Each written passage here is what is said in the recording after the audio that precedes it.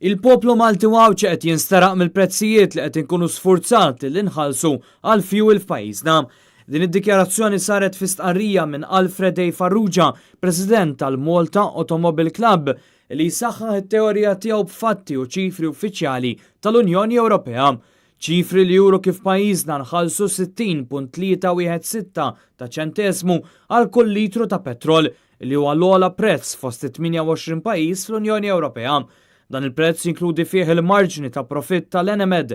Bl-istqarrija ta' Farrugia tgħid li dan ifisser li aktarx il-kumpanija qed tagħmel profitt kbir mill-akkwist tal-petrol u l-poplu Malti Wawċi aktarx li qed jinsteraq.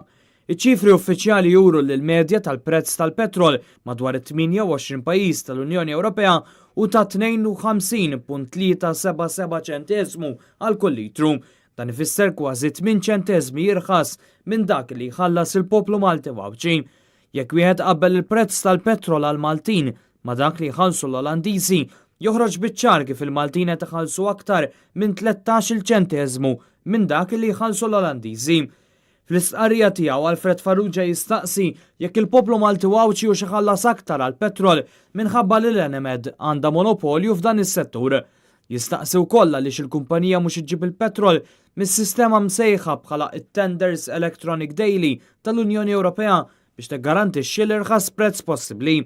Jistaqsi x'qed jagħmlu l-Awtorità Maltija għall kompetizzjoni u l-affarijiet tal-konsumatur kif ukoll ir-regolatur għas-servizzi tal-enerġija u l-ilma quddiem din is-sitwazzjoni u jekk l-Enemed hix eżentata mill-liġi dwar l-ammont ta' biofuel fil-petrol li jinġib f'pajjiżna.